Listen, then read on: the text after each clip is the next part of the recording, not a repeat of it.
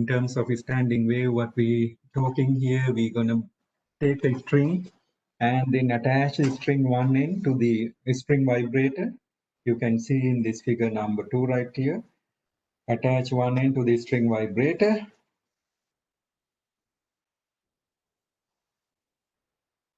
And then other end to the mass. Actually, this is where the force is applied, right?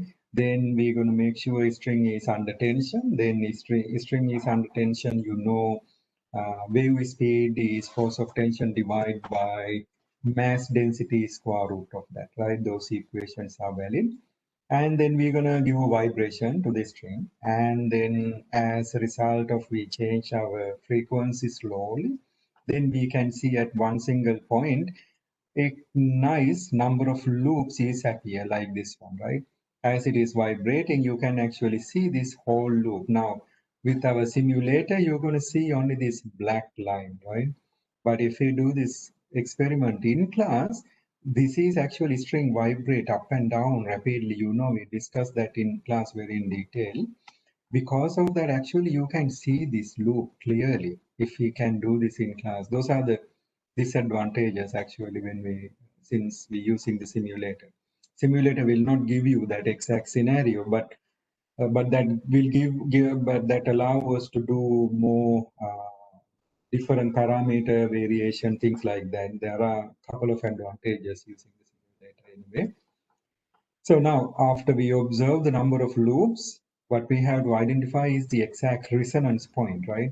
To identify the exact resonance point, we have to do a little bit of work there. Let's go to the simulator first. This is the simulator we're going to use today. Page number 3, very top of that, you can see a link. If you click on that link, that should open. All the simulators we using usually run without any problem on a web browser. Okay, you don't need to download anything. So without any problem, it should be run on a web browser. You can see now it is vibrating, and then you can see the resonance mode there. Let's decrease the frequency all the way to 0. Everybody have the simulator page working fine? Okay, so now you can see this is exact setup, right? If we do in class, only difference is that this tuning fork right here, it draw as a tuning fork, but if it is in class setting, this is actually that spring vibrator where you're going to connect that with the signal generator. So we need an extra item here. So by using the signal generator, we're going to actually put it into sine wave and then slowly increase the frequency. That part we're going to do by using this. Those are the disadvantages. Now, unlike those setting up the things, the hands-on experience that you're not going to get this semester, right? So that's what it is. That's bad, but that's what it is, right? But on the other hand, this is much easier. So everything is set up for you. All we have to do now, let's keep the 50 here, starting mass, right? Mass times the gravity is the force, same force acting everywhere on the string. Now you can see it's vibrating already, right? Because the smallest frequency I can go about 45, right?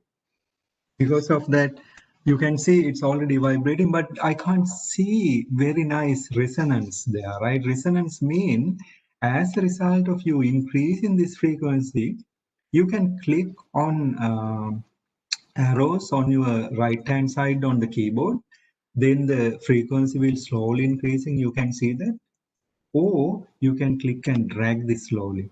As you click and drag, you can see amplitude of the wave is actually getting large, getting higher and higher. Now, where the resonance happen when the amplitude of that loop gets the maximum. Now, what you have to do, keep track on, for example, how much high this loop is coming up. You can see it is still somewhere here, right, where my cursor is. You see that?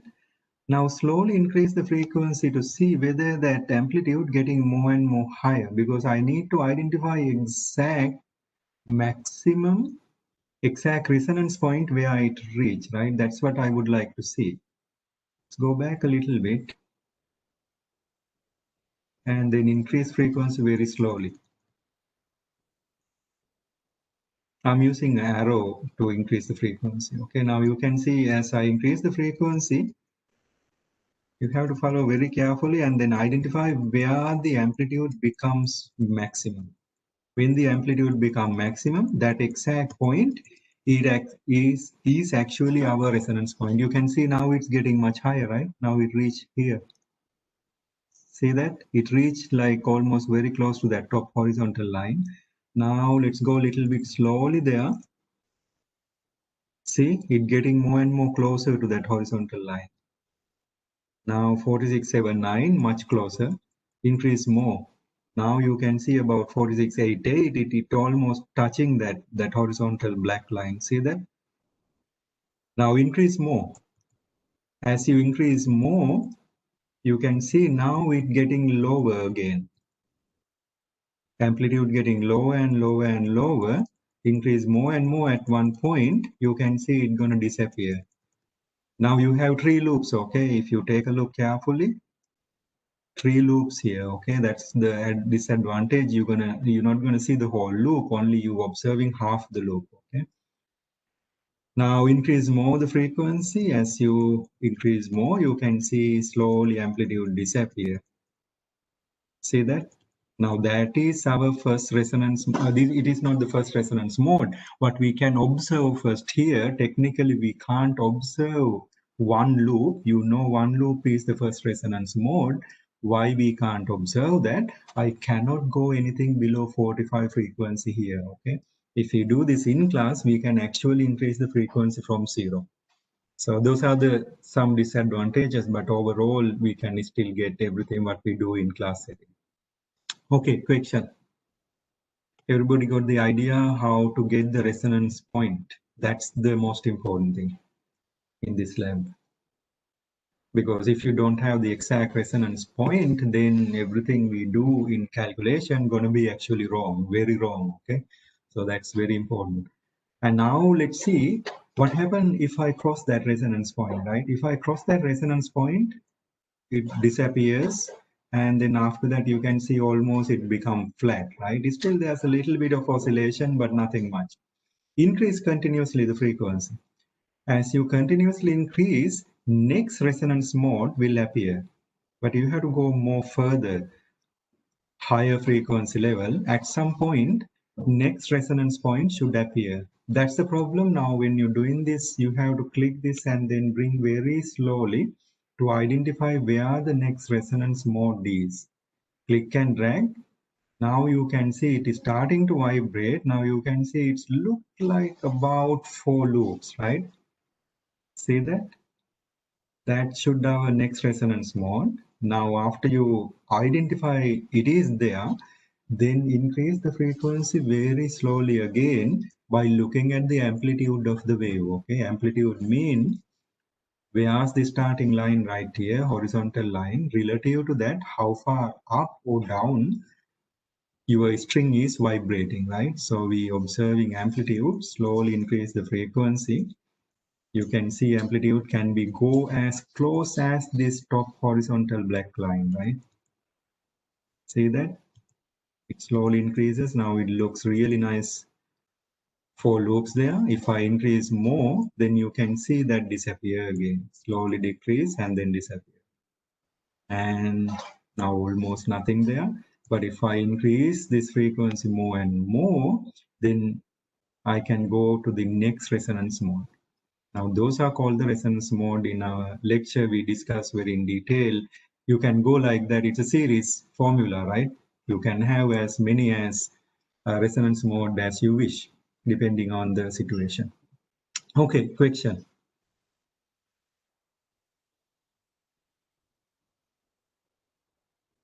All right, so let's go back to the theory part and then see what we know about in terms of theory. We know if I have a string under tension, you know we can write it down the series of resonance frequency, right? That series of resonance frequency is actually V divided by V times N over 2 times L. This N is actually in our lecture class, I wrote it down, a small n there. If I wrote it down in small n, nothing to worry, that represent the number of loops, okay? It's the same idea. Ft is the force of tension, mu is the linear density, mass over length of for the string, and L is total length. Now what we're trying to do, we know resonance mode has a series equation for the resonance frequency, and then inside I have several variables. I have number of loops, force of tension, mass density, and the resonance frequency right here. So in this lab, what we're trying to do, we're going to study the behavior of this particular formula for the series of resonance mode for the string vibration by varying different parameters at any given moment. That actually the whole lab. That's all. It's very simple. We're going to fix one at a time and then change another. And then next time we're going to fix the next parameter but change the different parameter. That's the idea. Got it? Question? Since we discussed this part in class, I'm not gonna go back again to develop the series equations or anything. Okay, we did that actually in class very in detail. Any question so far? Okay, then let's continue now. Yeah, that's what we're doing. We're doing everything on Excel. Yeah, don't use the calculator at all. All right, now let's take a look. What can we do by using this formula, right? For example, if I change the resonance, if I change the frequency like I did earlier in the demonstration, and then if I observe the different number of loops at certain resonance mode, then I can find the data set frequency, resonance frequency versus number of loops. If I have resonance frequency versus number of loop, I can make a graph, resonance frequency versus n. That graph should be y equal mx type. And then if you go and take a look, the slope of the graph is this part right here. Vibration length of the string is constant. And then if I keep the force of the string also constant, then for example, I can calculate the mu. So that's what equation number 8 we do it. So that is our first part of the experiment. In first part, we're gonna change the frequency of the vibrator, find the resonance location, and then get exact resonance frequency and the number of loops, make a graph, take the slope, L is given on your simulator, Ft is given in the simulator. By knowing the slope, we're gonna calculate mu. Mu also actually given in the simulator. Because of that, we can analyze given mu here with the calculated mu. That's the mass density of the string. So that's first part of the experiment. Very simple. Good. Question? Okay, let's do that then. All right, so let's go to your Excel page and then make sure you include your name and everything here, because you have to submit this one also separately, right?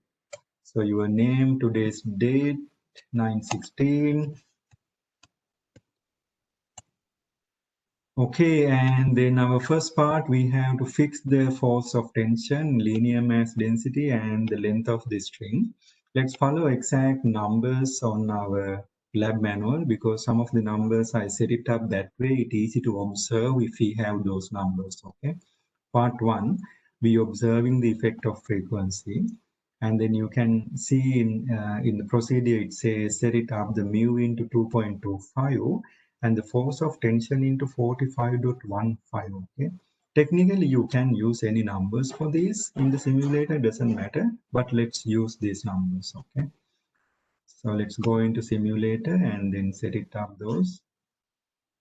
You can click and drag linear mass density. I need 2.25. Click and drag. If you want to go very slowly those numbers, you can use arrows. Okay. And force of tension 45.15. 45.15. You can use arrows on your right hand side to change the small numbers. Now these two numbers should be fixed during the first part of the experiment, right? So let's include those our Excel page because we need those when you do the calculation. Okay, force of tension is 45.15. You can include the unit also here. Unit should be Newton. Usually, unit we write it down inside these square brackets. Okay, that's I think you came across in physics 1 class. Usually, if you use square brackets, that says the dimension of that particular variable. Okay, and the linear mass density 2.25 times 10 to the power minus 3, and then units let include here, that's going to be kilogram per meter. You know the units of the linear density. Length of the string going to be fixed actually during this experiment 4.0. Okay, and in units meters, and it's 4.40.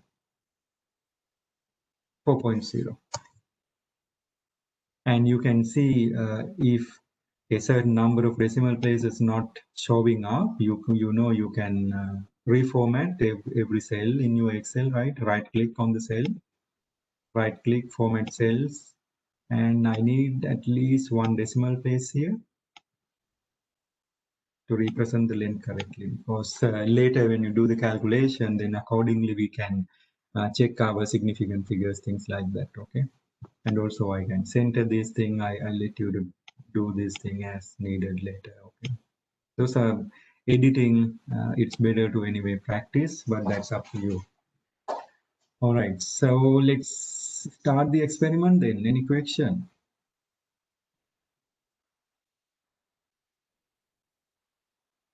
Okay, so let's do now. We're gonna find it out by where is the frequency. We're gonna find it out the resonance mode, right? So you know earlier we checked that one. We couldn't get actually one loop because you know the reason. When you go to the minimum possible frequency, I can go only 45. As a result of that, I cannot start from n equal 1, right? That is our first resonance mode, or we call fundamental resonance mode, okay? So we can't get it into there. That's okay. We can start from there. We just need to find the resonance frequency and the number of loops. That's not a big deal. So let's increase this one slowly. Slowly increase frequency, click and drag. Make sure mu is fixed, tension is fixed, should not be changed at all. Now, as a result of you increasing this one, you can see, I can see about 3 loops, somewhere about 52, but I know that may not be the exact right resonance mode because I have to check whether amplitude varies furthermore or not, right? So let's increase this frequency slowly now. After you see fairly large loops, then increase the frequency slowly by observing amplitude of each loop, right? Amplitude means how far it goes up or down. I'm going to check this upper limit right here where it is right now, about there, and then increase more. As you increase more, you can see if you leave the cursor there, now you can see that black line is go above the cursor, right? So that where the previous, now there is the new. Let's bring it to the new location. Somewhere about there, and then let increase little bit of more. If you get the frequency close to the resonance frequency, then your error going to be less. Otherwise, you will get large error. Okay, let's go more. 53.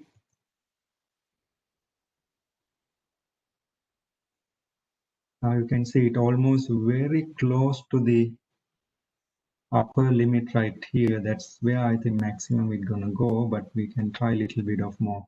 If that is the resonance point, then this should decrease from there, right? If I increase more, just check that to make sure. 53.11.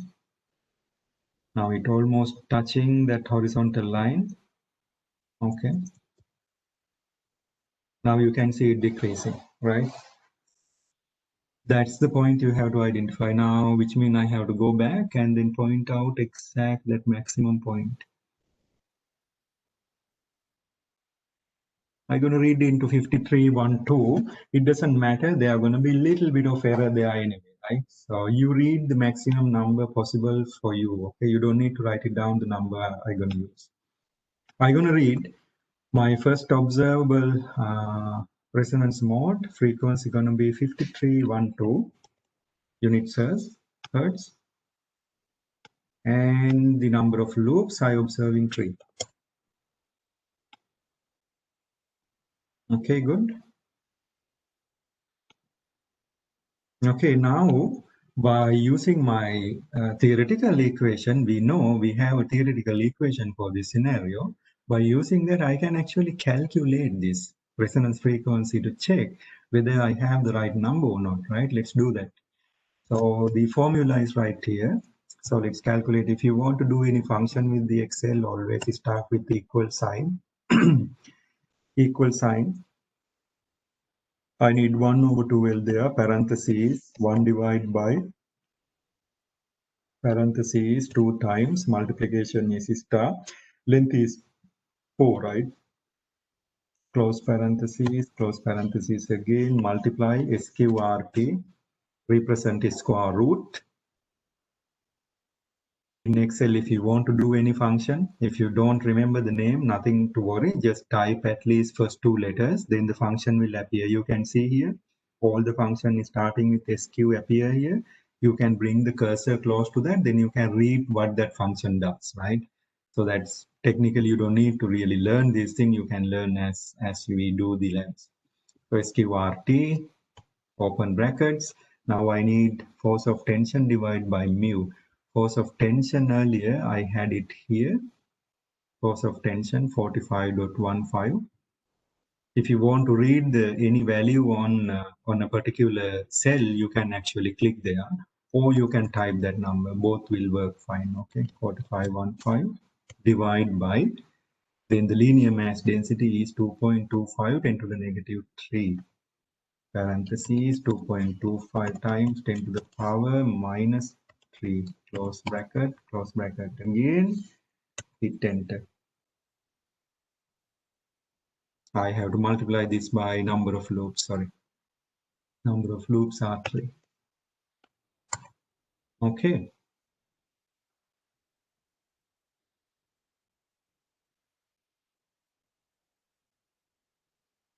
You have to write this function right here. Okay, that's all you have to do. So look at the function here and then right here. Okay, you can write it down, this function, any way you like. But I started with, look at this function. I first did 1 over 2L. You can see 1 over 2L. And then I put it that inside one bracket. And then times, star is times, sqrt, open brackets. Force of tension divided by 2.2 pi 10 to the negative 3. And then close brackets. And multiply by 3. That will give you total function. Then hit enter. Then you will get the answer. Now this is very exact number because I knew what I actually looking for, right? But when you do this without knowingly, you might get an error. That's okay. That's the human error. Okay, let me copy paste that function. Earlier I mentioned you that all these function you can collect, right? So let's collect that function somewhere here. So close by that, let's say calculation of frequency. I can say if calculated, I can use that function. So as the work progress, you collect all the function like that. Okay, those are the ones I called earlier. You can insert or include those things on Appendix C, or you can use those things during your discussion part. Okay, you can directly write the function there and then tell, I use the Excel, this is the function I use for this particular calculation. For example, hold this table, you need only 2 functions to mention, right? Because rest of this column, same function, there's no difference, right? You need to say only once. And then percentage error, only one time, that's all. Let's add little bit of error here purposely. Let's say I don't know this number. Because of that, I will not get exact 5312, right? I will get slightly off value. Let's add the error a little bit. Purposely we'll add the error. Let's read this into 5315. Otherwise, my percentage error has no meaning, right? That will show you 0. Okay, let's do the percentage error then. Everybody okay with this calculation? Good.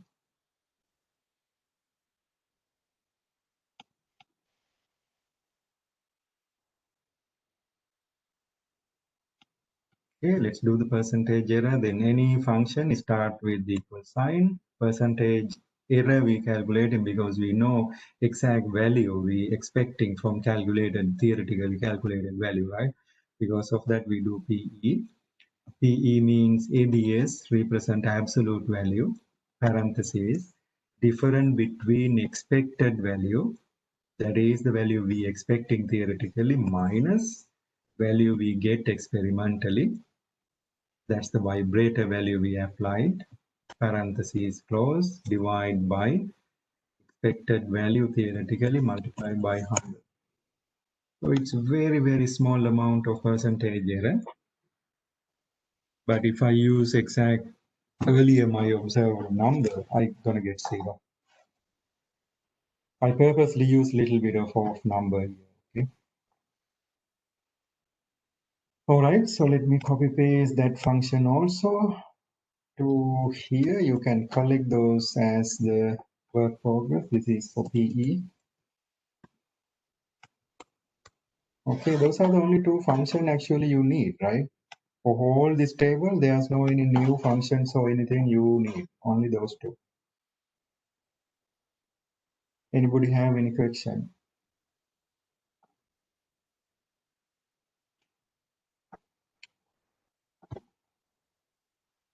Good, no problem. Then let's continue. So, Professor, but yeah, what's up? for the percent error equation, should we replace the cell numbers like C12, A12 with actual like numbers or the symbols? It's better to use that cell directly. The reason later after we complete, when we completing this table, if you do one calculation in Excel, you can click and drag. It will do the rest of the calculation automatically. You can't Yes. do that if you don't call the cell name. That's why I use the cell name. Okay. But you are free to write it down just numbers. If you want to, you can type here 5312 minus 5315 divide by 5312. That's totally fine. But in the lab report, we should change it. Say it again. Oh, in the lab report, we should change it to symbols. No. Lab report. When you do the discussion, you can include these functions. But As see, it is. go ahead.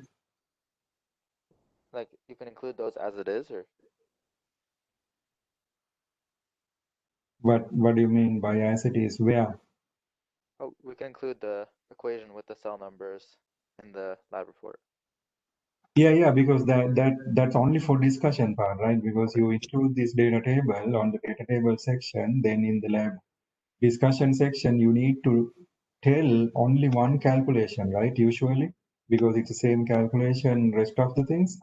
When you say that, you can actually use directly the equation. That's fine Okay. with the cells. Yeah. Because that's a real function we use, right? Because we are not doing calculator, so we are not really putting the numbers. That's totally fine. Yeah, that's okay. All right. So, any question?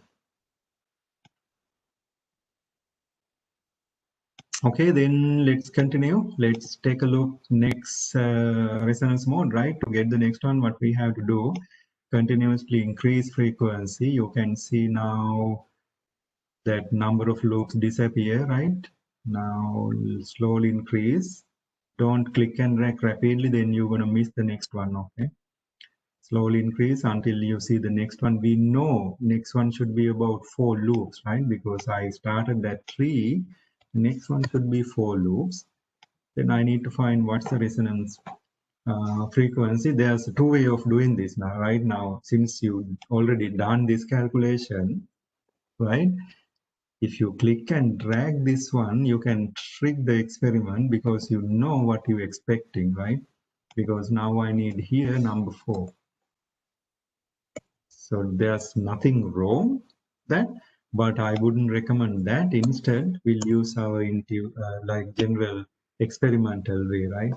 So we know what we're looking into is for loops, and then what we're looking into is actually maximum possible amplitude, right? You see how far it oscillates. We're going to check that again, right?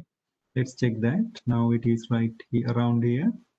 I'm going to keep the cursor there where it is now. Then I'm going to slowly increase the frequency. Click on this location and then increase slowly. You can see it's slightly increasing, more. Yeah, so now it is very close to that upper horizontal line. See that? So let's read that number 70.83 and then see what number we get from the calculation. Good question? Anybody have any question?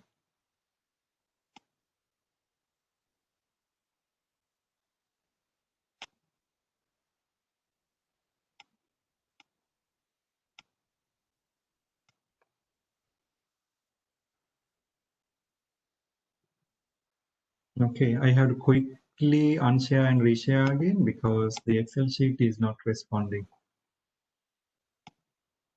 Sometime I can't really share many items in this WebEx because I'm not sharing a screen, I'm sharing individual application. Then sometime it not allow to share more than maybe one or two. Let me check.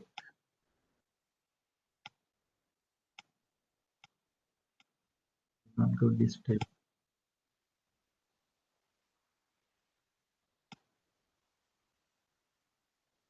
Let me open that very quickly again.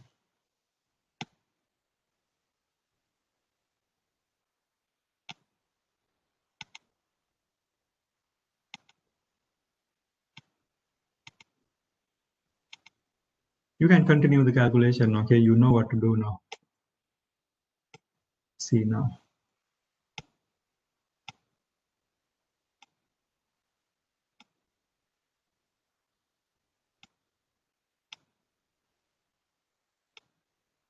Okay, now it's good. Now what I read earlier for the for loop 70.83. 70.83, let's do this calculation. Now you see, when you do this calculation, if you put here cell value, that is the only number changing, cell value number 3. And then all you have to do, if you do the same calculation on the same table, downward direction, then you can go into that cell, click on this right hand side, very lower point right here, look like the red green dot, click and drag. It's going to do the calculation for you automatically. It's a perfect number, right? So let's make it off a little bit purposely. Because I remember those numbers actually with the previous experiment. Okay. All right, then now I have to do percentage error. That also same, I call the cell name, right? If I call the cell name, if you want to do the same calculation next cell, you don't need to retype anything. You just click and drag this cell, then it will do automatically that calculation for you. That's what I mean earlier. When you do the discussion, you don't need to really recall this equation again and again. You need to tell only once. The calculated frequency I done by using this function, calculated percentage error, we calculated by using this function in Excel.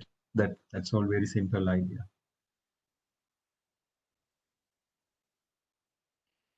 Question.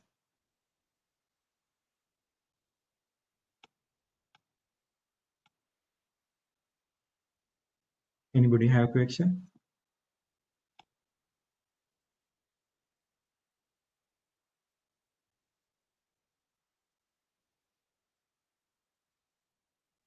Good, then continue. Then all we're going to do is that you increase the frequency and then identify the next resonance mode. That's all, right? It's the same thing. So let's increase this continuously. It will disappear completely and then reappear with the next resonance mode, which means now what we are observing or trying to get is 5 nodes, right? Because earlier I had 4, now I should be on node number, loop number 5. 1, 2, 3, 4, 5, 5 nodes, 5 loops. Let's increase frequency slowly by observing. I went too far. By observing the amplitude, right? When you feel that is the maximum possible amplitude, then you read that number. 88.6. I'm going to read that and then let's see with our calculation. Okay. All we need to do, click this and drag 88.5. So that's close enough.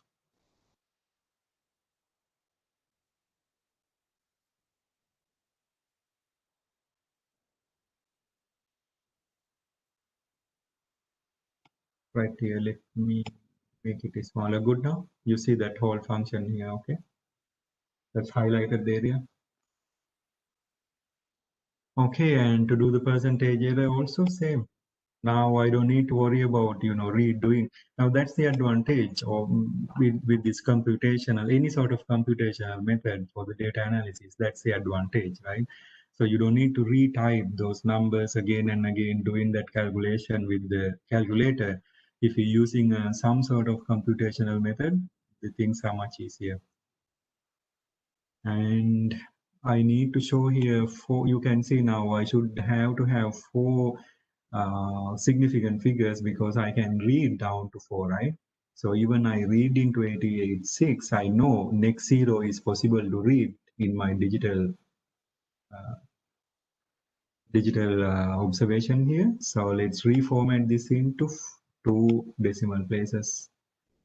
To reformat any cell, right click, format cell, number, and number again, leave 2 decimal places for all of them.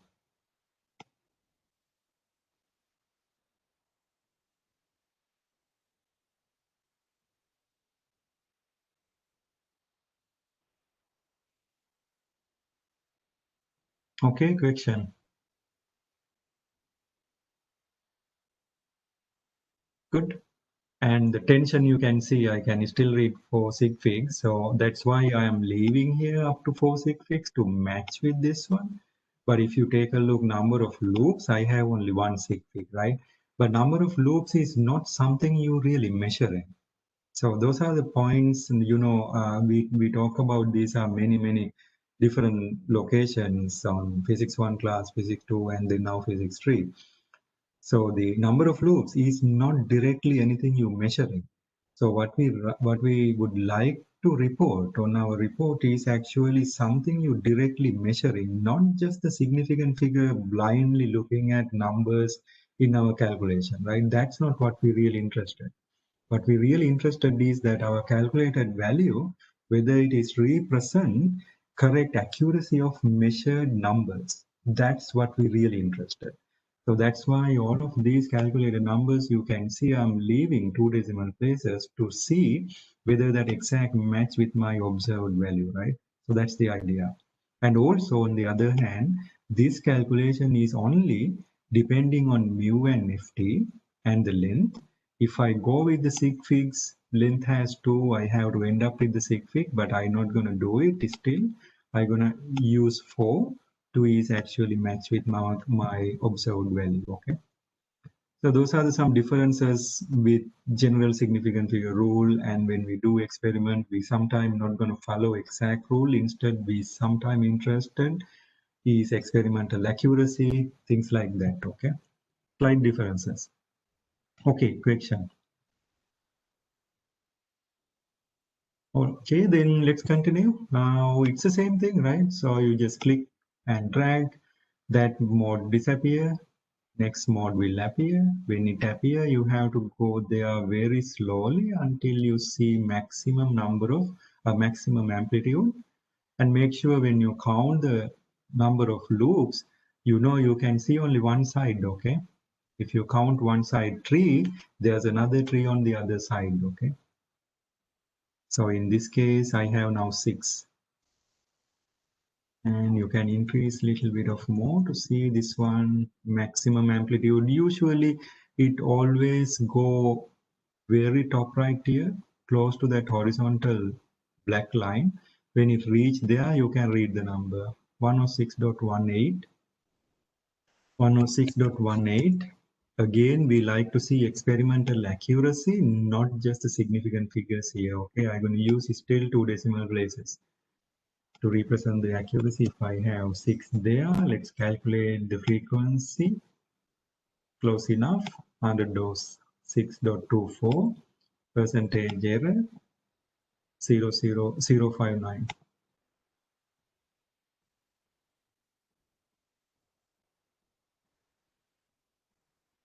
Good question. Anybody have any problems? Should not be in general. Next, go to next one, then click and drag slowly until you see the next vibration mode. When you see that, then start. You can use arrows to increase the frequency and then observe whether it reached the maximum amplitude. Right? When it reached the maximum amplitude or you feel that is close to there, then you read the number. It's close enough, I think, 123 dot maybe 90. And this is 7 number of loops. And then if I do that, 123.95. Need one extra decimal place here, reformat the cell, number up to 2 decimal places. Next one, click and drag the frequency selector to the next position. When you close to that resonance node, resonance mode, it start increasing frequency slower, and observe the same thing, maximum amplitude. Maximum amplitude, usually it's going to reach that top line. So as far as it's close to that, it should be close enough. 141.63. Let's continue. This is 8 loops, 141.66. It's very close enough. Okay, good. Question.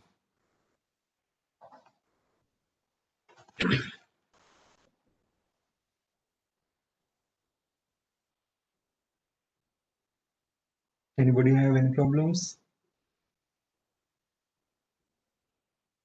No question? Okay, then let's take a look at the next part then. So what we're going to do next, we're going to make a graph. You remember earlier I mentioned that if I have this theoretical equation, now I have a data set, right? So I have a data set for frequency and number of loops. All of these are constant. Let's make a graph, frequency versus number of loops, right? So to make the graph, you know what to do in your Excel generally. We've done many times this in physics 1 and 2. There are like a couple of different ways you can include the graph. Most general or the easiest way is this way actually. Click elsewhere on the table, Excel, not on the table, elsewhere on the Excel sheet, okay, on an empty cell. Insert, click on the insert on the top. In the middle, you will see different type of charts. In there, select the scatter. Then select the scatter, first option again. You will see a graph sheet.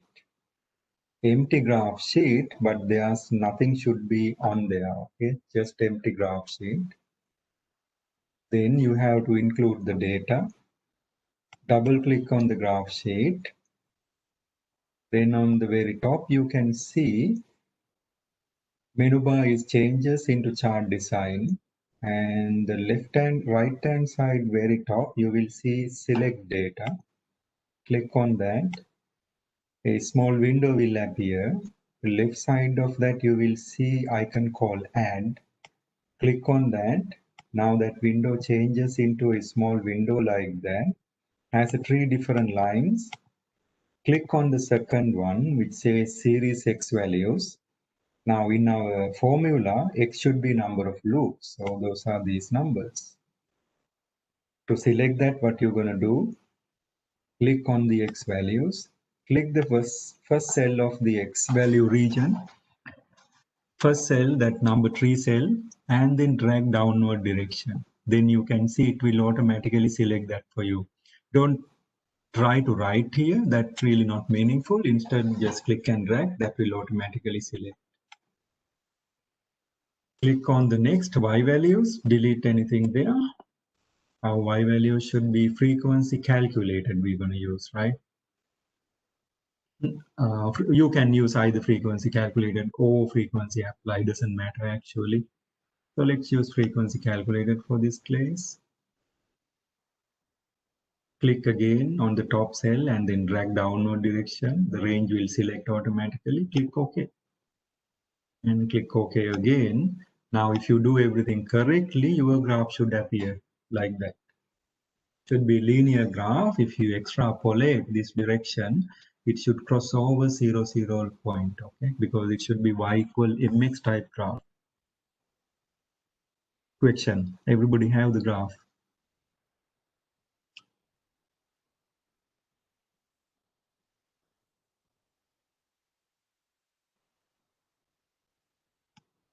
Okay, no question. All right, so that's good. There's nothing much to worry then. Yeah, you have to format, right? So if you have the graph, you have to do several things, right? You have to first format the graph, right? How to format the graph? Yeah, you have to put everything. So you have to put the graph name. This is what number of loops versus this is actually frequency versus number of loop, right? Frequency versus number of loops. And then you have to add the axis name, right? Axis titles, axis unit. To do that, if you see this positive sign, you can click and add axis title easily. If you don't see that positive sign, nothing to worry. Double click on the graph page. Go to left hand side, very top, you will see chart element right here, left, very top. Click on the chart element, you will see all the function we need to do the chart analysis. Axis title, primary horizontal, go back to chart element, axis title, primary vertical. Then two boxes appear. Click inside any of the box, delete whatever they are. Then type the name. Now my x-axis is number of loops, right? Number of loops doesn't have units. It's just a number. So the unit's not important there. Nothing to write as a unit there. Then click on the y title. Delete whatever there. And y title is actually frequency. And the unit of the frequency is hertz. This is 1/2. You can use either, okay? 1/2 or hertz. Now the graph formatting looks good. Make sure graph should be only scatter plot, okay? Should not be any line graph or anything at this point. Then you add the trend line because earlier I mentioned that the graph should be look like y equal mx. By using the slope of the graph, I can calculate certain parameters, right? That's what we trying to do next. Okay, following? Any question? Okay, let's add the trend line. To add the trend line, you can go back again to the graph sheet, double click, chart elements on left hand side, very top. Then you see the trend line. Now this trend line is actually should be linear. Click on that. Then you will see dotted trend line, blue line. Now you have to format the trend line, right? Format the trend line. There are a couple of ways to do all of these, okay? If you know another way to do it, that's totally fine, follow that. I'm showing you here only one way to do this. All of these can be done at least 2 or 3 different methods. Format the trend line, bring your cursor very top of the trend line in between the data points and then right click. Then you will see format trend line. When you click the format trend line, new window will appear right hand side corner. Usually there's like 3 different options here on the very top. I need the last one, okay? Trend line options. Then go all the way to down bottom of that selection menu and then click all 3 boxes right here, very end. It says set intercept, display equation, display R square value, and also to make sure this passing through 0, 0, you can see this back backward interpolation.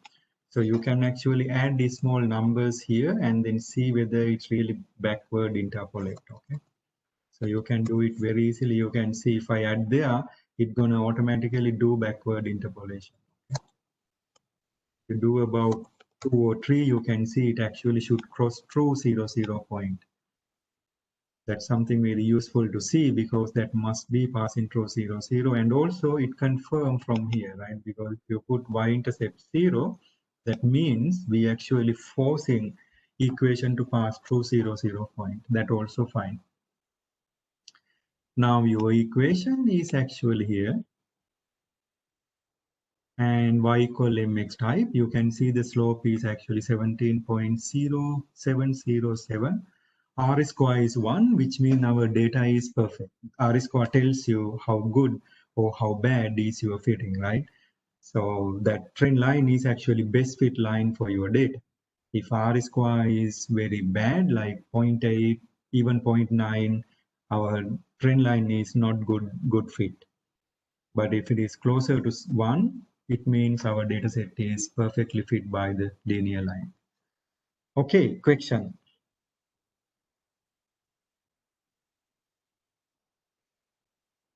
Good, no problem.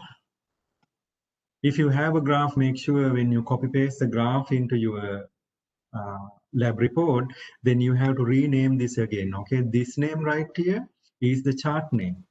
But when you copy paste this into your lab report, you have to rename this again, right? Let me write it down that here. If you copy paste this into lab report, you have to rename this figure number, and then this graph is frequency versus number of loops. You have to do that again. If that is not there, that's going to be reason for point reduction. Okay. And then that figure number goes with the whole lab. Okay. No need to be necessarily figure 1 is starting here. If you had the figure previously in the procedure section, you have to have that too. Okay. And also you need the simulator picture too. That also, let's take a look at that one. You can take a screenshot easily. If you're using the Windows, you know how to get the screenshot. There are a couple of different ways. Easiest way is that click on the window button and the print screen on the top. That will save the screenshot into your computer. Then you can copy paste that into somewhere here for the moment, but you can later use that on your report. Okay. You can bring the picture also. There's 2 different ways to include. You can copy paste directly or click on the insert pictures and then select the picture accordingly. Pictures usually go into folder pictures, screenshot. If you have that folder, that should be automatically inside there. So what I want to show you there, if you take a screenshot here, you can see a lot of other information. I don't like those information, right? Make sure you crop the picture, right-hand side top, crop. And then I would like to see only this simulator part, not anything else, okay? So I'm going to crop that only to show simulator part. Now that's a picture you should include on procedure section. Okay. Now, which means this should be your figure 1 actually, technically. So if you have any pictures, make sure you rename it. It should be figure 1. This is the schematic diagram of simulator for experiment 1. Or you can say for the standing wave. Simulator for standing wave. You can write the description the way you like, doesn't matter. I'm not gonna do any point reduction or anything for that. But if you start figure number 1 there, this number should be now figure number 2. Okay. And you can include the caption in your Word file. If you do the caption, these figure numbers automatically gonna update. You don't need to retype again and again figure numbers. As you progress in the report, it will automatically update. Okay, those are formatting. I will let you to learn that as the work progress. Okay, any questions so far? technically by completing this sheet, you have everything you need to the report. All you need to do is put everything there and then write it down, the theory part and the discussion section. That's it. Then report can be done fairly easily. Any question so far? Okay, so one other thing you have to do, because I know this slope, by using the slope now, you can see this is the equation I'm using. If I know the slope, I can re-estimate estimate couple of things. I can take a look what's the force applied, or I can take a look the mass density, right? Let's calculate the mass density. You can take a look that also in the theory part. Equation number 8 should be the equation you need, but you know how to manipulate that, right? So which means now the slope of this graph equal 17.707. By using that, I have to calculate mass density, okay, linear mass density of this string. Now let's do that calculation here. Slope is 17.707. Mass density you can calculate. Force of tension, which is 4515, I have that number here. Equal sign 4515, force of tension, divide by parentheses 2 times L is 4 times slope of the graph to the power 2, and then close brackets.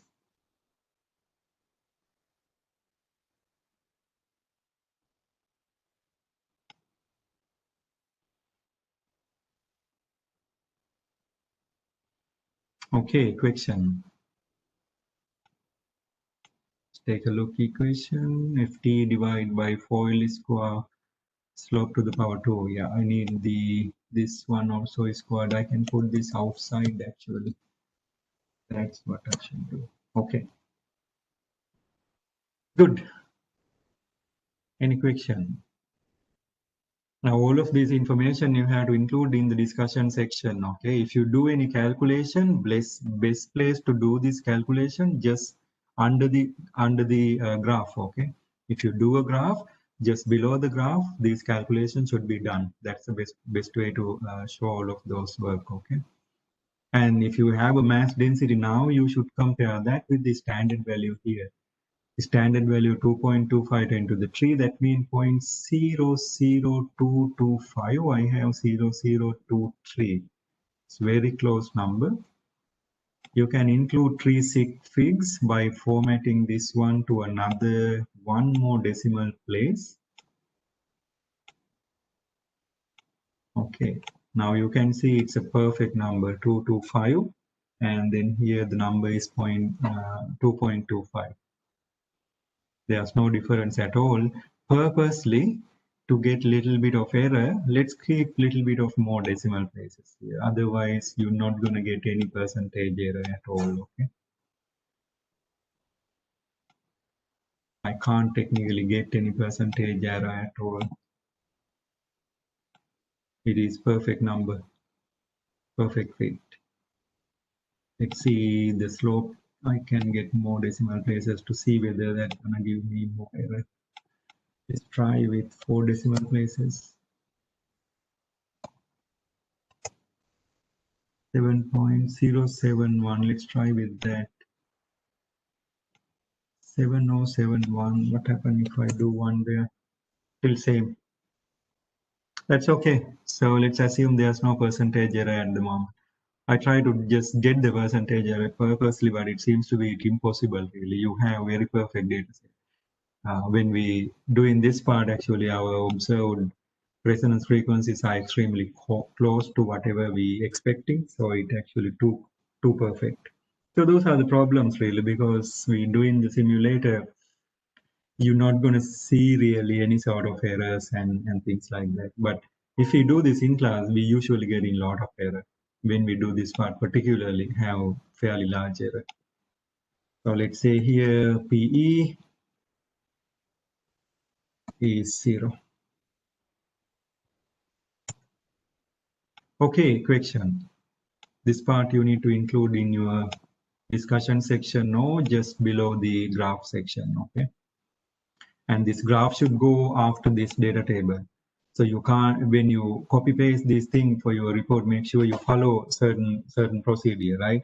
So this is the data table, and then this is the graph for that data table. This should go below that, and just below the graph, this calculation should be included. Then you go into next section, okay? Good, any question?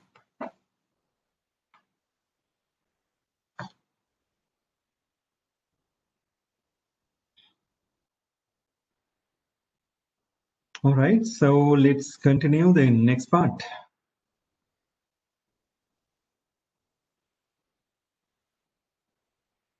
Let's take a quick break here, 1:29. So let's take 10 minutes and then we'll start there. Okay, take a look if you have any question on previously asked. Otherwise, let's take a quick break and then start there in 10 minutes. Any question? All right, so let's take a look at the second part. So what we're going to do on the second part, we're going to fix the frequency of our equation, series equation of the resonance mode. And then we're going to change the tension force instead of frequency to get the resonance mode, right? That's the plan. So let's take a look.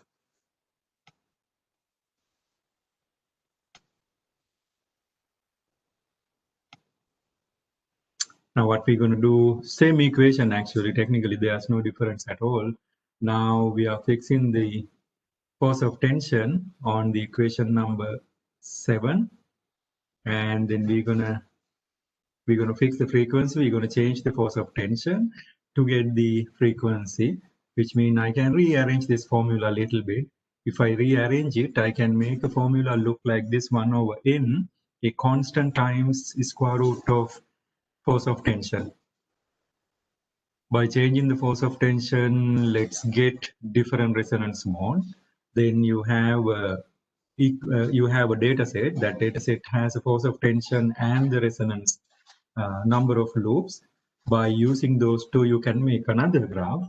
By looking at that graph, by using the slope of the graph, you can re-estimate the mu again. So that's the plan, okay?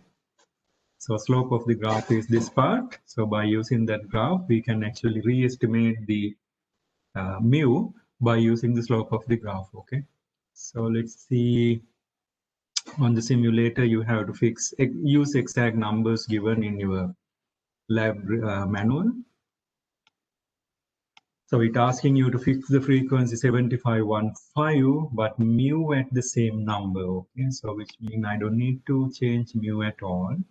Can bring the tension all the way to the maximum possible, smallest possible value. That is the force of tension, right? And the frequency I have to fix 75.15.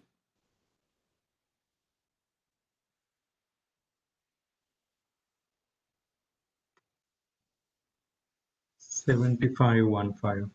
Technically, these numbers doesn't matter much. You can randomly fix into any, but this number is given, then you can see a certain number of loops clearly, okay?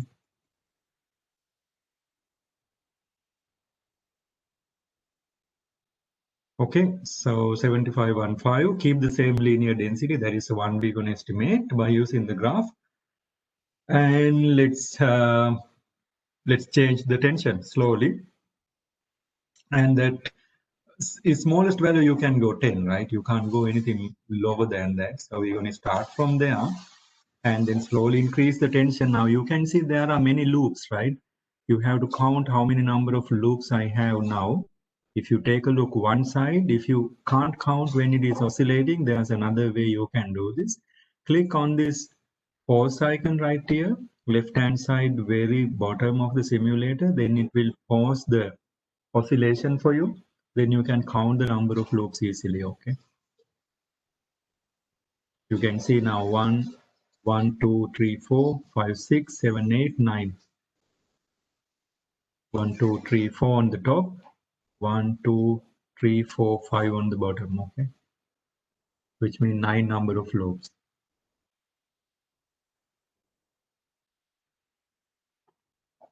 Good, any question? All right, so let's increase tension slowly to see maximum amplitude. Again, the same idea, right? You can see when it is having the maximum amplitude, it should be top, should be very close to that horizontal line. You can click and drag this icon again or use the arrows. Okay, I would suggest use the arrows on your keyboard because I'm trying to change the tension like 0.05 at a time. Okay, very small amount.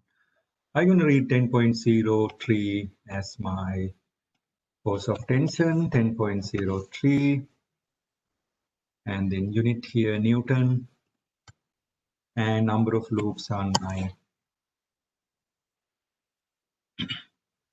Now, to do the equation, to do the graph actually, I need to rearrange that equation, right? You remember?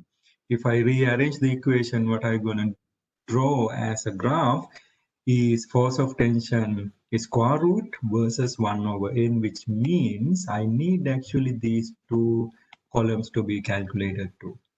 1 over n mean equal sign 1 divided by column A27, and then square root of tension equals sin SQRT, parentheses tension force I am reading 10.03, close bracket.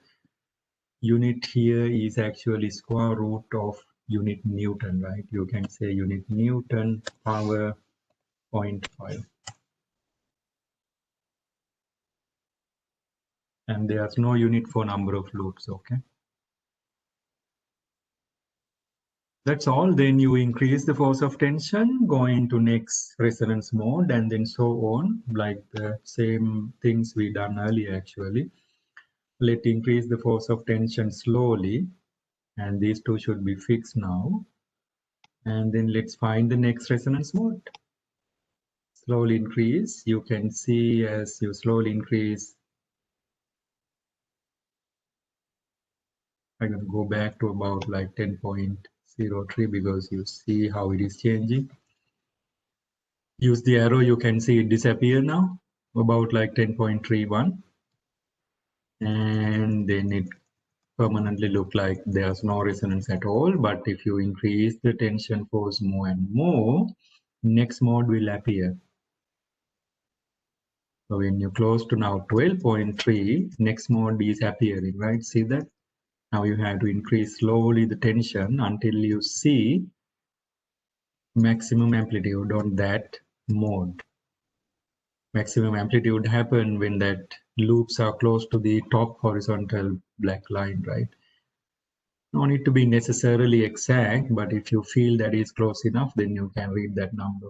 I'm going to read into 12.7, how many number of loops. If you can't see it clearly, stop the oscillation, then read how many there are. 1, 2, 3, 4, 5, 6, 7, 8. So now which direction we're moving? We started at 9, now we're moving decreasing direction, okay?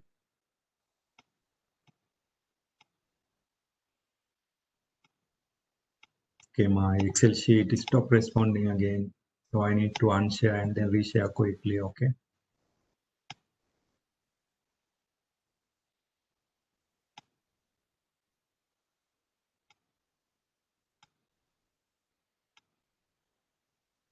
Sometimes it's happened in the WebEx. It's easy if I do the screen sharing, but I'm using many different applications to share individually. Let's see right now. Should be okay.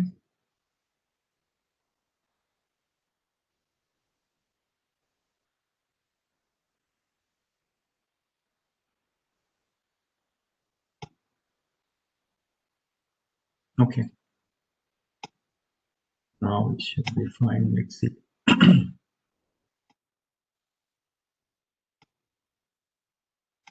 Okay, good. Okay, so let's continue.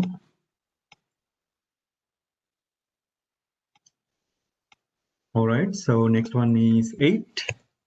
Now the tension which I read 12.7, right? So let it oscillate again. That's what I think is the maximum amplitude I can go. 12.7. 12.7, and 1 over n. You know, if you do one calculation, you just need to click and drag. It's very easy. And next one also click and drag. I'm going to keep force. I can keep 2 decimal places, which mean technically altogether 4 significant figures here, right? When I take the square root of f, I'm gonna keep the 4 significant figures because of that, okay? And 1 over n, technically, I should have only one sig fix. You can see it is 9, 8, and then so on. But if you round this into 1, that might adding lot of error. Since we in between the calculation, we can keep 1 or 2 extra significant figure there, okay? To see whether the accuracy is changing or not when we do the graph later in a bit. Question.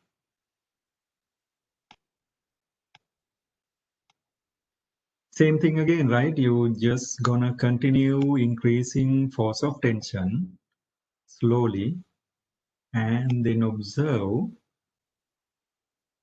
next resonance mode. That's it. If you increase force, now you can see it disappear. Now I should go to next resonance mode. I'm going into the smaller direction now, right? Because of that, I should go into now 7 number of loops. Next one. Increase continuously the tension.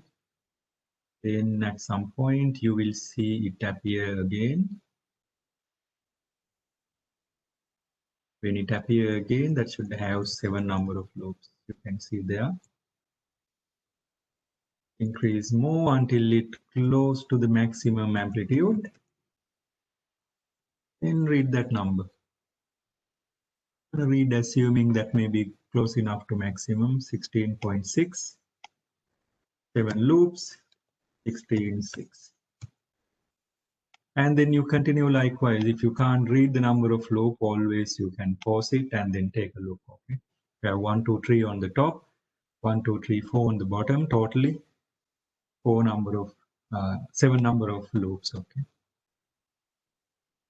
And increase continuously, disappear number of 7 loops, and then you should go into next one. Then increase the tension slowly. Don't click and drag by large numbers because then you might miss the next one, immediate one. It's not big deal as far as you counting number of loops carefully. Okay. Even you skip one resonance mode, it's not gonna do any changes. Now I have 6 number of loops. Tension 2259. 6, 2259. Let's continue the data set, then do the calculation.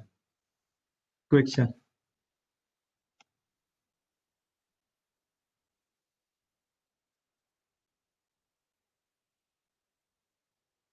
Continuously increase tension more and more. And if you do this in class setting, actually, when the resonance happen, not only you can clearly see that vibration mode.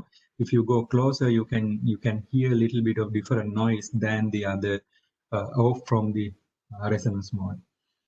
Next experiment, you will do that part like we do in the class. So I found another simulation when we do the open tube, closed tube experiment with the sound waves. We can actually hear that sound. They included that part nicely. Increase this continuously until you go into next resonance mode. We going towards the lower direction in terms of number of loops. Now I did 6 earlier. Now this should be 5 then, right? There we go. So we have 5 number of loops. Adjust the force until you get maximum amplitude. 3248. 5 loops. 32.48. And then let's read one more and then go and do the graphing and analysis. Increase continuously.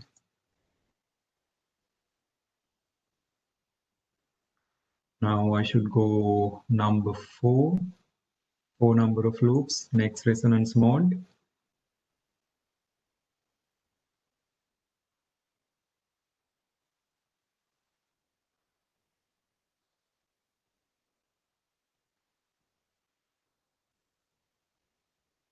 increase slowly the tension because I don't want to miss that next resonance point.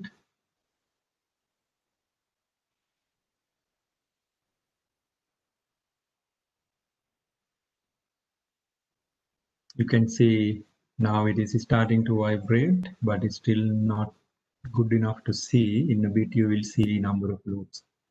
Okay. Now you see 2 loops up, 2 loops down. That's the 4 number of loops, right? Next resonance mode. I think that's close enough. We can read that number 50.76. 50.76, close enough. Okay, now in the Excel, if you have one cell done, then you all need to go back to the cell. It will highlight in the green color, right hand side very lower, green dot, click and drag. Calculation does very easily for you, okay? Okay, question.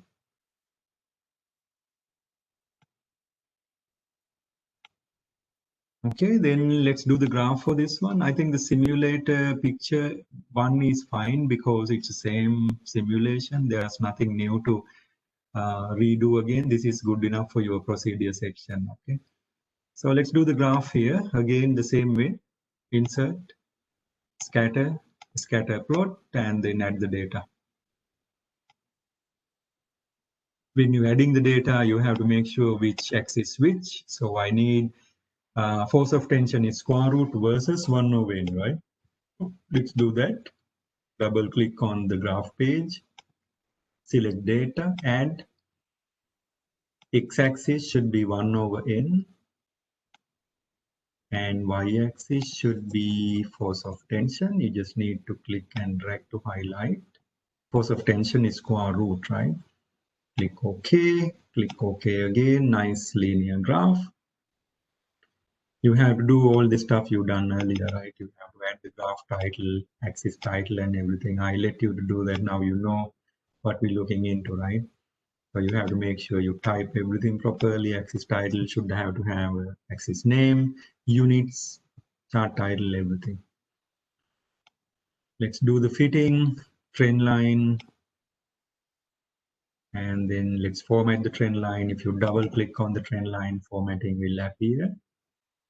Third icon from very top says the trend line option. Then I need to click all these 3 boxes in the very end. If you want to really see the trend line passing through the 0, 0, you can actually extrapolate the backward direction. You put some number there, it will automatically go backward direction. Okay. Yeah. Okay, question. This one also we might get really good fitting because R square is 1 and then our slope is 28.505.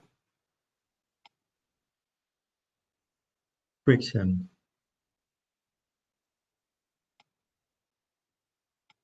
Okay, so let's calculate then. By using the slope is equal 28.505. By using slope, we're going to estimate the mass density again, right? So that's the plan. Mass density I can calculate by using the slope of the graph. Equation number 11. Slope over 2LF power 2 equal sign parentheses slope divided by 2 times length is 4. 2 times length is 4 times the frequency we set 7515, right? 75.15 close brackets power 2.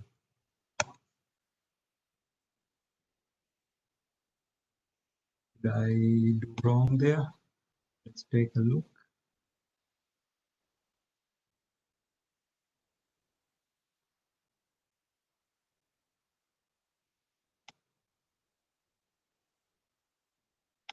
Here I should have to have another parenthesis, then it should be fine. Yeah. So make sure you check your function properly, okay, carefully. Let me copy paste these two functions close by that.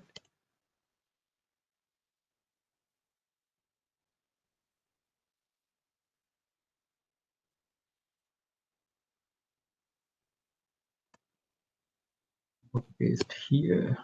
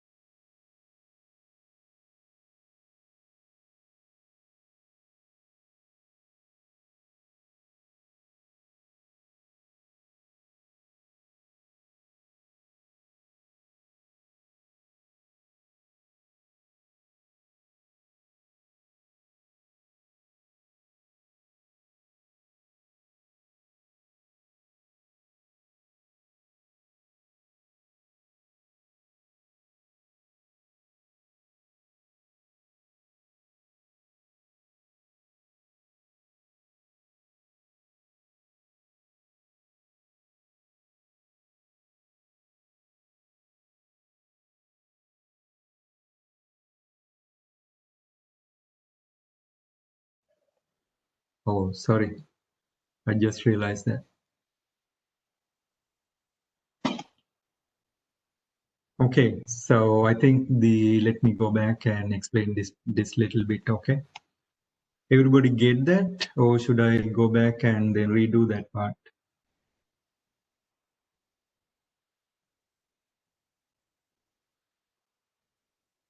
Okay, so let's take a look very quickly. All right, so what we done there is that we fixed the frequency, the second part, right? So the difference here, earlier part, what we done, we fixed the force of tension, right? And then linear mass density is fixed, that is the string mass over length. and the length of the string is fixed, right? We took the same condition. There's no any difference at all. Instead of force, now we fix in the frequency of the vibrator. So by fixing the frequency of the vibrator, we have now freedom of changing force of tension. By changing force of tension, what we try to observe again the resonance mode. That's what we done. Okay, it's not really anything new or anything much different than the previous case. But what is important difference in this part, if you pointed out carefully, we are starting actually much larger or higher number of oscillations or the higher number of loops when the tension is much lower. That's the only difference. Okay, that's what we done. When the force of tension is about 10 or 12, I got about 9 number of loops. That's where we started. Okay, everything else is same. So then I adjust very slowly force of tension until I get maximum amplitude. Then I repeat the same step again and again. By increasing the force, slowly I got next mode and the following mode, and then so on. Only difference now you can see in terms of number of loops, we go in decrease in direction. Okay, when the force is higher, number of loop is lower, force is lower, number of loop is higher. That because of inverse proportionality in our equation here. So in your equation, you can see equation number 9 show you that 1 over n is directly proportional to ft, which means those two are inversely proportional. Okay. Good. Any question? Anybody had any difficulty there? Graph and everything, I think you know how to do that. I did not do all the graph formatting and everything. So what I did is we make the graph. Force of tension, go to your y-axis, and 1 over n, go to x-axis. So you know how to insert the graph. And then I feed the data, and then slope of the graph 28.505, like for the previous case. We can use slope of the graph to get the linear density again. Okay, that's what we done here, this part. That blue color part is actually calculation for this section, the green color part here, calculation for the previous graph. Okay, make sure graph title, axis units, everything should be included before you copy paste. And if you have a graph, you know the graph should be renamed like the figures in your lab report. Those things I would expect you know. But follow them carefully. Okay, those are the reason for some time point reduction. Okay, now this is going to be actually figure number 3, because you're going to have this figure in your procedure section, and if you have another figure in the procedure section, name the figures accordingly. Okay, figure numbers accordingly. If I consider I had only that one, this is going to be 2, this is going to be number 3 then, and these calculations should be included just below the graph, and these tables and the graph should follow the procedure 2, right? First should be table 1, then the graph 1, then should be table 2, then the graph 2. Then let's take a look table 3 and 4. These are very simple calculation. Technically, the next two part is nothing new. We're gonna basically do the same thing what we done on previous two graphs. Only difference is that now you're gonna change the linear density. That's all really. We're gonna change the linear density. I mean, if it is an in-class experiment, what we're gonna do, we're gonna change actually the string. We're gonna take the string out, previous one, and then put the new string in, and then redo the experiment. Question?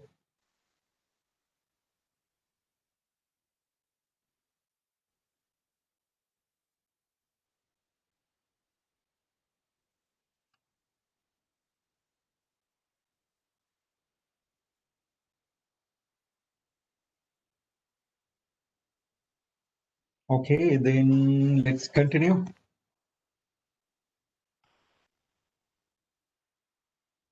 Let's go to the simulator again. Now we need to change the linear density. I can increase or decrease, doesn't matter technically, but let's follow the procedure.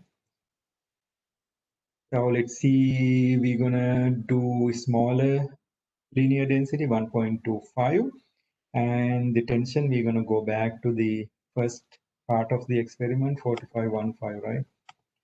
1.25, this one click and drag, 1.25, and the tension, we're gonna go back to 4515, 4515, and then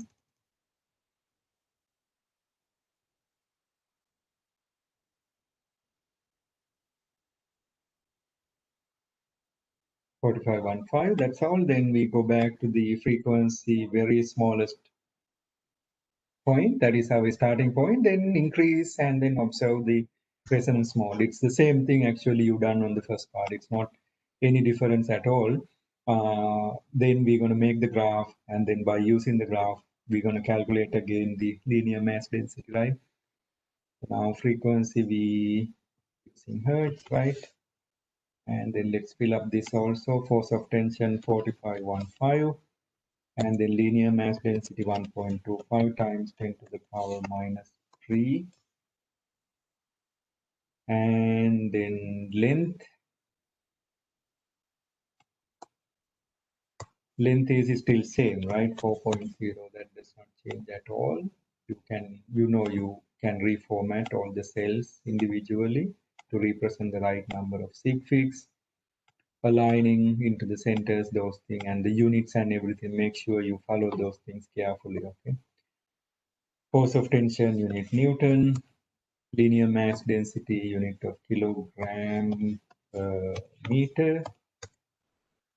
Length of a string, unit of meters.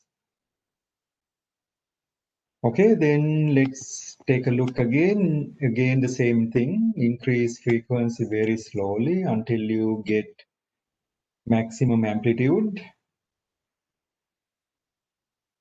So now you can see it's about 2 loops, right? So take a look. Maximum earlier we could reach very close to that top horizontal line. Take a look whether you can reach that. That should be the case always for the simulator. When you very close to that level, then we can assume that is the right position of the resonance mode, right? So which means 2 loops, 47.5. Now 47.5, number of loops are 2, and then you continuously increase frequency. You can see it disappears and then should reappear again.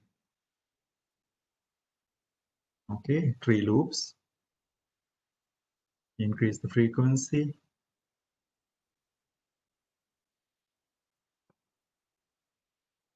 7122, and 3 loops, and then so on. You follow this until this table is filled. I'm going to reformat this into 2 decimal places always. I can read down to 2 decimal places. We interested more accuracy here, and the number of loops actually just a single number, right? Okay, question.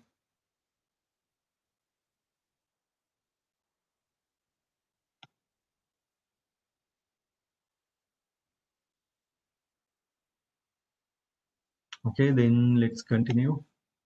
Next one. 4 loops.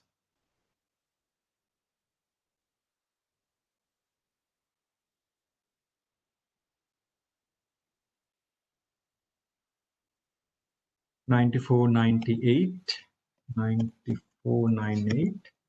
4 loops. Next one.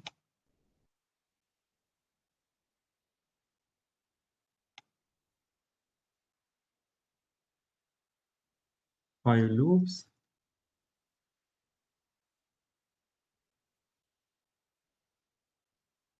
5 loops. 118.78. 118.78. 5 loops. Then the next one. 6 loops.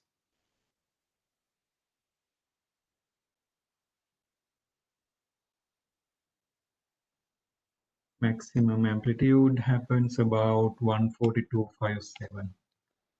142.57, 6 loops.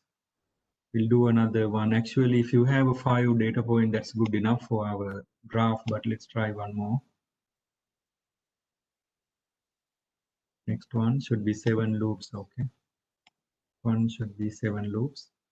Make sure you have right number of loops, otherwise you might do in the next resonance mode. Okay, 1, 2, 3, 4, 5, 6, 7. Good.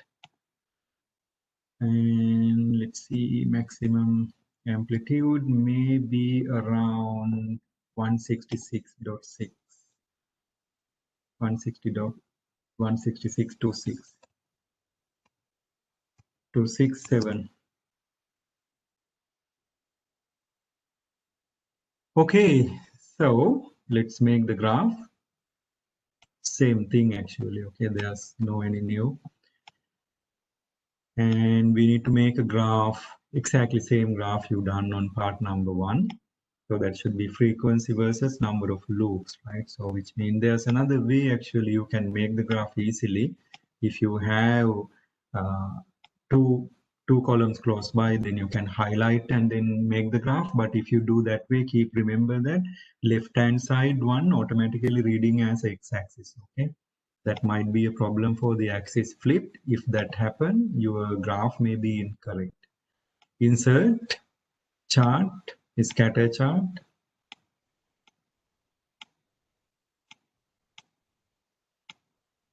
Scatter chart. I need to quickly unshare and then reshare. So Excel always have that problem. If I share more than one item at a time, it's going to do that problem always. Fine. Should be fine after reopen.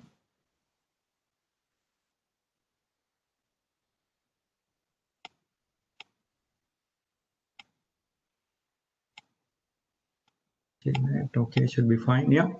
So let's do the graph. Insert, scatter plot always, right? Double click, select data, right hand side very top, and add x values should be number of loops, and y values should be frequency. Click OK again. And if you have a graph, make sure chart title and everything should be done properly. Okay, axis title, chart title, everything should be done properly. And then we need a trend line, linear. And I need to format the trend line. Double click on the dotted line, the trend line, then the format will appear. Trend line options, all the way to bottom, or click all of these three. If you want to extrapolate, you can do backward and then put a number here. It will extrapolate automatically, okay? And that will show you nicely whether it's really passing through the 0, 0 or not. That's it. Then we have slope of the graph. It's the exact same calculation, right? By using the slope of the graph, you can recalculate all of this again. So let me copy that here. Let's do that part here. Mass density now 1.25 times 10 to the power minus 3. A different number now. Because of that, you can see slope is now a different number. 23,753. Let's calculate mass density here.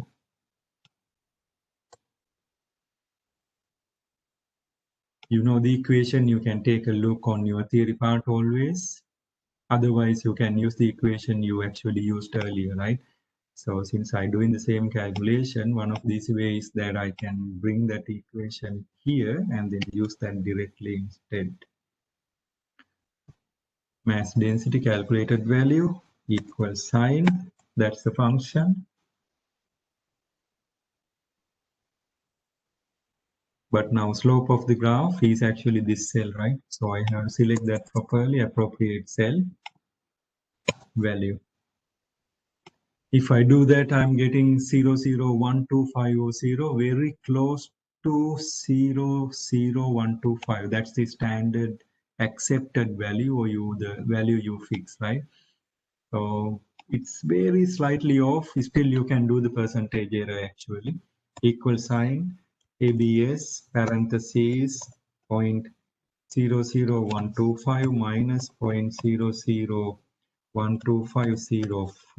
divided by 00125 multiplied by 100. So it's very, very small number, but it is there. So that is still very useful. Let me copy paste this function. Okay, equation.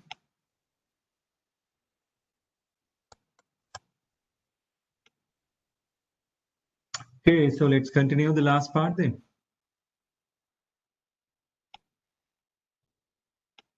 Last part again, we're going to do this almost the same thing which we done on the second section.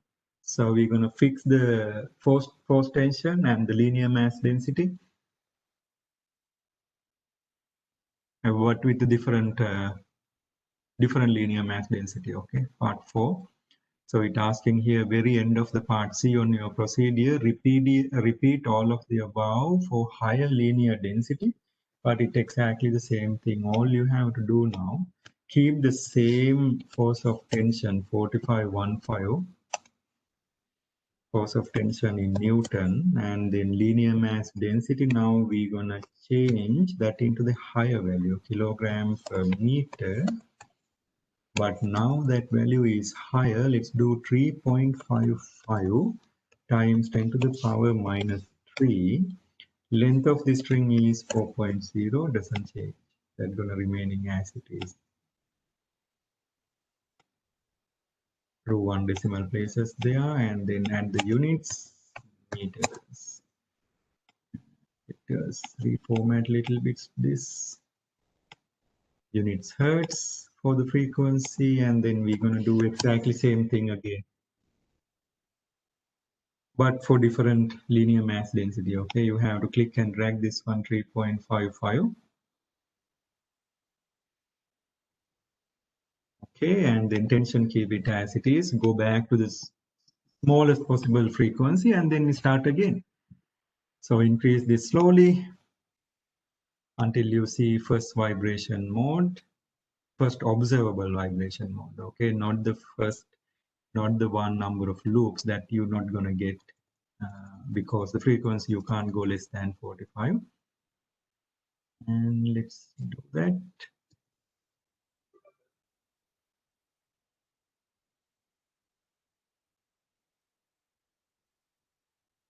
You can see only one screen.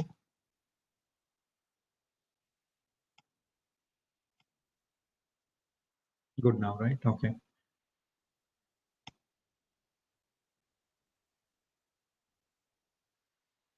56.43, I think close enough. So it's better to have actually a little bit of error, because you remember first one, my error was 0. It's very unlikely if it is in class setting, right? Frequency 56.43, number of loops I can start right here. We have 4 number of loops, right?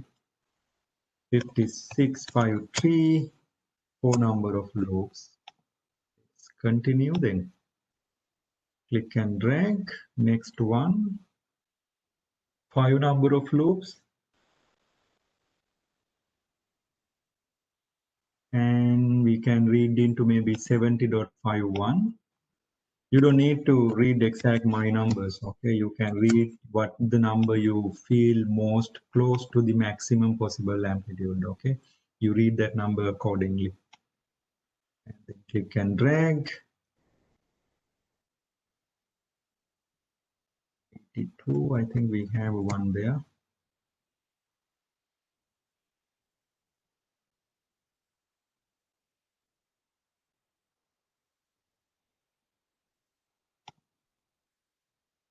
Two, 3, 4, 5, 6. Which one we done earlier? 5. So the 6th may be 84.55.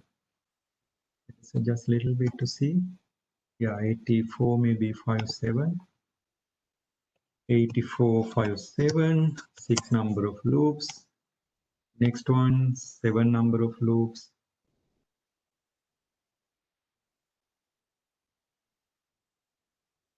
Seven number of loops, 9867. Next one should be 8 then. We disappear and then reappear. 8 number of loops. But you have to adjust the frequency until you get the maximum amplitude, right? 11277. 8 loops. Then next one should be 9. We can drag the frequency selector. You will get the 9 loops.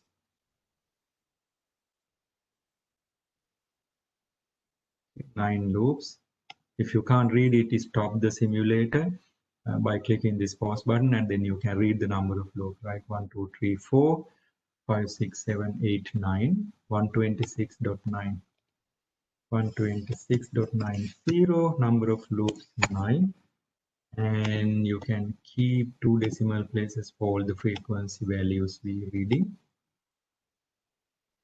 Let's do the same thing again, right? So these two parts are actually repeating, so it's not really anything new. Insert, scatter plot again.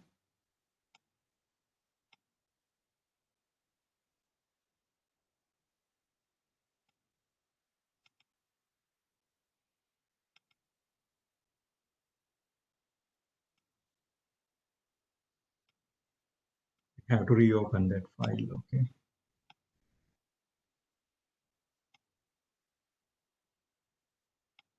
Let's reopen that. Should be fine then. Always that Excel has that issue. Maybe crashing probably. Okay, good. All right, so let's do that graph. Insert, scatter plot. You know how to do the graphing right now. Data and X values, number of loops, Y values, frequency.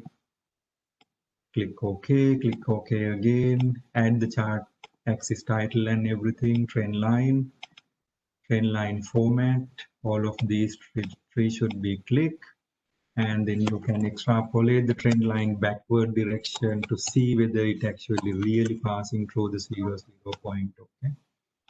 After you click the trend line fitting by using slope of the graph, then you can calculate mass density again. Okay, I'm going to copy paste this part right here because I'm doing the same calculation. Let's do this value slope of the graph now 14.1, and then this one I need to select the right cell here, 0.03548. So I have the really good value there. I have to readjust these numbers, right? The standard value 0.03555 and my calculated value 0.0358485. Don't round it, okay? If you round it, it's not really much meaningful. Okay. Let's copy this also to next one. So any question, we completed everything what you needed. We have about like maybe 15 minutes left.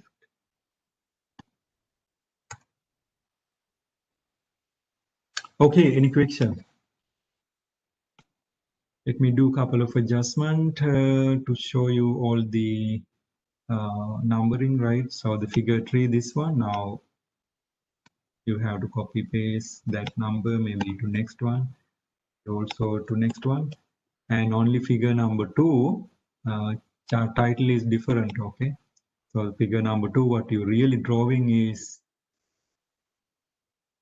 figure number 2 right here. What you're really drawing is square root of force versus 1 over n, okay? So you have to readjust here. Figure number 3. Make sure you're naming those things correctly, okay? Otherwise, sometime I see you copy paste one to the other, but did not rewrote that one. So it actually might be a reason for point reduction, okay? So this is going to be square root of force of tension, force versus inverse number of load. Okay, those things you have to adjust. Okay, all the other actually has almost the same figure name. Okay, question. Figure 3, this should be then figure 4, and then next one should be then figure 5. If you do everything on Excel, actually, when you copy paste this thing to your Word file, then nothing much to do because everything is properly adjusted here. All you have to do, just copy paste into the Word file, finish the analysis section, data and the table section,